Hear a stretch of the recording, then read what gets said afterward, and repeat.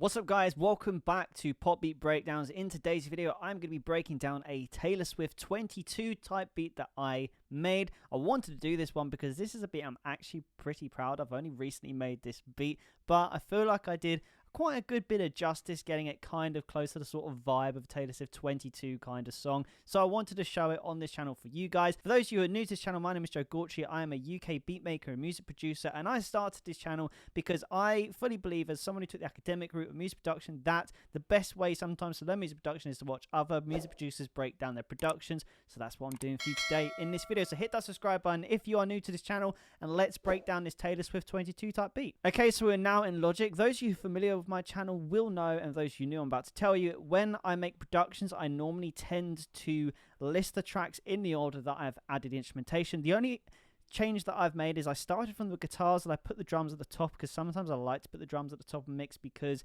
the drums sort of determine for me the structure of the song a lot of the time. So that's the only change I made. But I'm going to start with the guitars because that's how I started this track. Obviously, if you listen to Taylor Swift 22, it starts with acoustic guitar.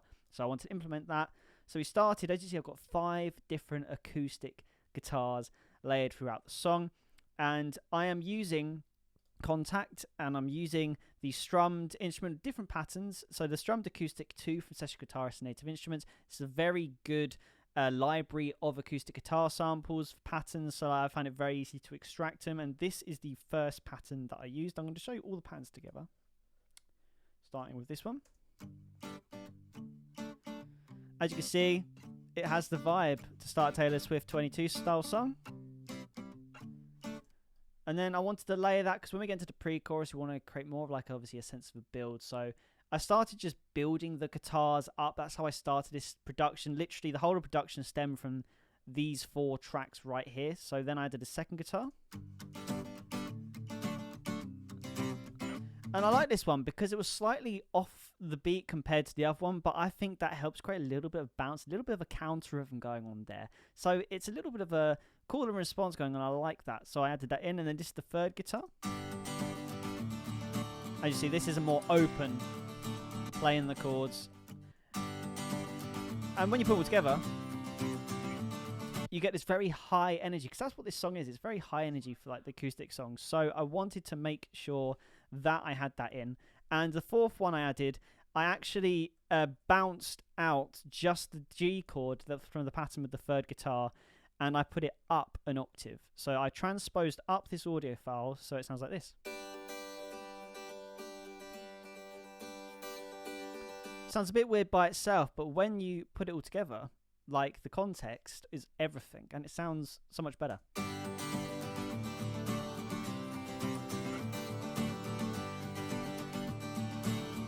So just from adding them 4 guitars, we already sort of have like figured out how we sort of want the vibe of this song to go. Like you can hear it's there, like the atmosphere, the emotion is there in the song, how we wanted to convey across, how it makes you feel when you listen to that. So it's great. So I built from that. So the next thing I wanted to do was build the drums. And of course, you'll see here, I've got 2 different variations of the kick drum. One is because in the chorus, the drums are quite hard hitting, but in the verse, the kick is a little bit more subtle and just, you know, on the beat, if you've listened to the Taylor Swift 22 song. So I wanted to do that. So first I added this kick 2, which is the same as this kick, but without any reverb, and also a little bit more of a cut is going on as well to sort of like alter the sound of the kick so it's not as harsh. This is a Logic drum, by the way. So then when we get into the chorus, the kicks there, you'll hear there's a slight difference.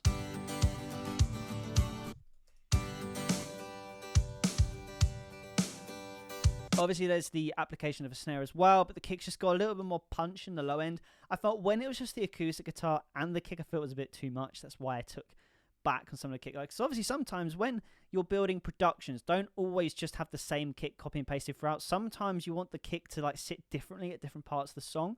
So I always like to duplicate kicks sometimes and have slightly different version of the mix of the kick in the verse, just so it doesn't like stick out as much. Because sometimes, especially when you get to the mixing stage where you're putting a lot of compression on stuff and decreasing the dynamic range of a track, you can sort of start to like muddle up the sort of volumes and where things sit in the mix. So just doing this, having 2 separate kicks, allows you to create that separation a lot more.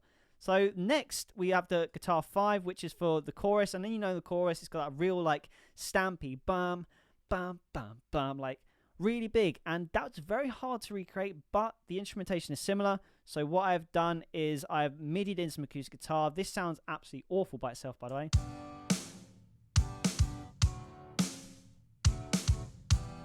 But again, everything is about context. It's even MIDI guitar, so this doesn't sound very great right now.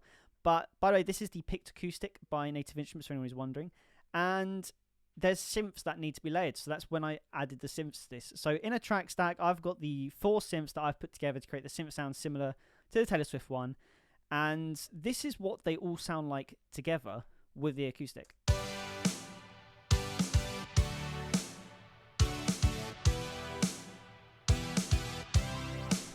So as you see, it's really hard hitting, and it sort of gets rid of that whole MIDI aspect of the acoustic guitar. The acoustic guitar suddenly becomes a sound that complements the other synths, rather than just a really stick out awful sounding MIDI acoustic guitar. Again, that's why everything is about context in a production. If a sound sounds awful by itself, blend it with other ones, it becomes a piece of a puzzle, which is the final sound. So for the synths pad here, I was very happy with how this came out, because it was very hard to replicate the Taylor Swift things, and I ended up using Massive a lot. I just found 3 different synth sounds which I felt really complemented together. We got the Crew Matics in that one. What else we got? We have the Delayed Lead. And again, like I'd never actually used any of these sounds before in my life. And I've, again, as you see from my beat channel, I've produced 180 tracks this year alone. But I just found myself in Massive, just went around, just picked some random sounds, just like gave them a shot, played them together, and like this was the outcome. Like that by itself, again, sounds awful. But again, everything's about context. Put it together, it sounds a lot better. And of course, wouldn't be a chorus in a pop song without a bass following the root note.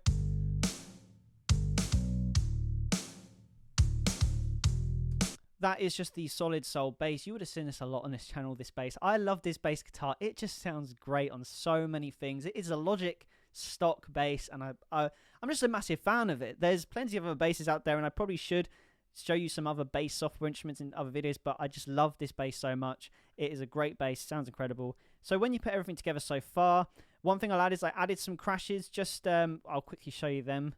So we've got these crashes here for the song. I've got a MIDI crash. That's just the reverse of this crash here that I sampled in from Splice. I quite liked it because it had that synthetic ascending pattern, so when it becomes a riser, it sounds very cool. It's like a crash and white noise blended into one, so I'm all for it. It saved me having to put any white noise in. So when you put it all together, so far, this is what it sounds like.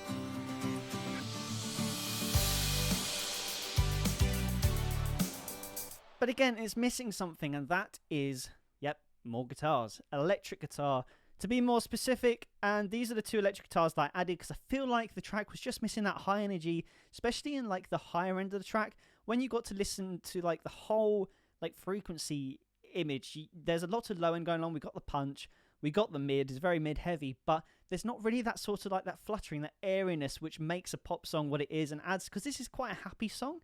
So I wanted that sort of air, that sort of release of breathness. So I wanted to do it through the electric guitar, sorry. I wanted the electric guitar to cover some of the high end.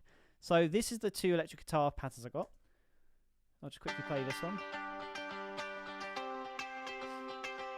Again, this is from the Electric Vintage, which is, again, Native Instrument, software instrument from Session Guitarist.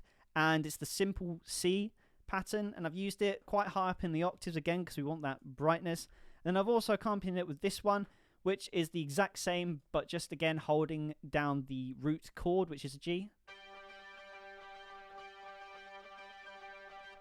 Now these do have patterns on them. I've used both pedal board presets in Logic, so big up to Logic on this one.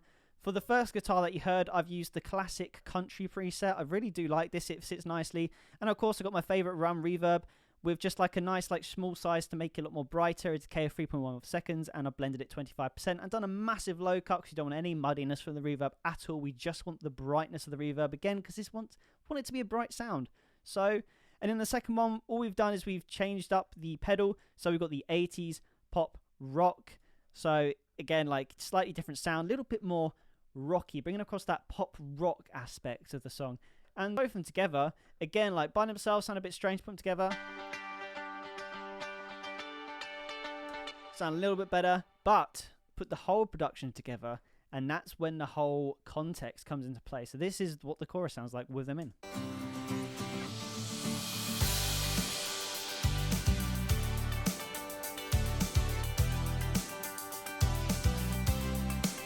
Again, it's just filling into the higher end of the frequency. So again, put it all together, everything sounds great. So then for the song, literally it's just structuring out, putting different ideas in different places, add development, changing it up every so often.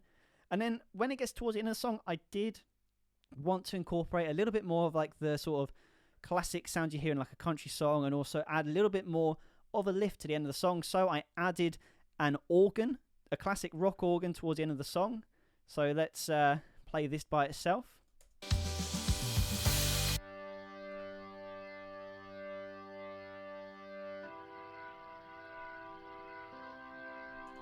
Sounds epic, add that in. Again, that lift. Just a little bit of lift at the end. And again, wanted to take it up yet another level so the song ends on a high. So I added in one of my favorite Logic stock preset pads, the Airways, and this is what it sounds like by itself. I started it off high, and then halfway through, we get the introduction of the lower octave as well. And when you put it all together, like, it just gives the song such a lift.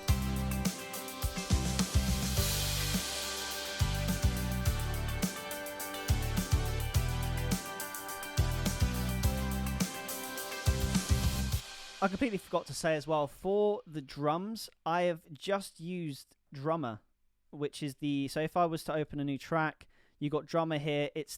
Creates like an automated drum pattern for you. I have in the chorus first this pattern, which is just a tambourine. Sorry, that one's the tambourine. There you go.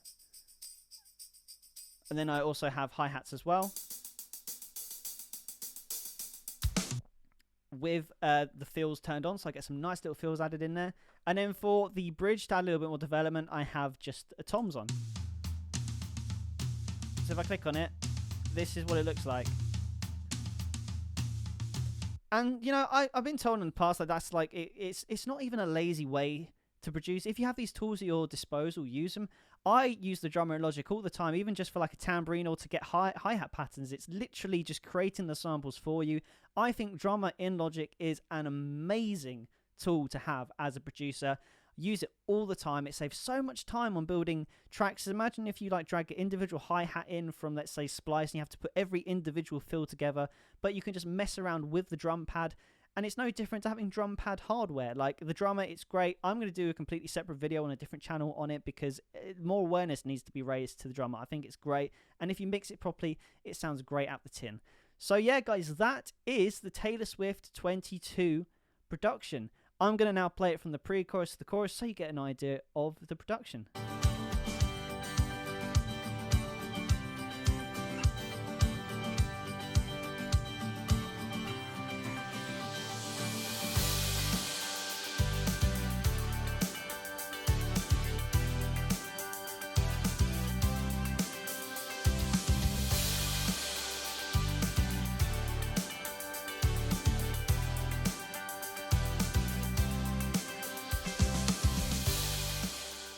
So there you go, guys. That was how to make a Taylor Swift 22 type beat. More, let's say, on the pop rock side of pop, I would say definitely on this one. So if you enjoyed this video, hit that subscribe button right now. It is the best way to support the channel. There's plenty of these videos coming along in the near future. And also comment below any other beats you may want me to break down. If you want to know what beats that I break down in this channel, head over to Joe Gautry Beats through the link in the description, where you can listen to all my beats that I upload to my beat store. And if there's a beat on there you want me to break down, comment it below or tag the link in, and I will be sure to do that in a future video. But yeah, guys, thank you so much for watching this video. If you made it this far, keep making music, and I will see you in the next video.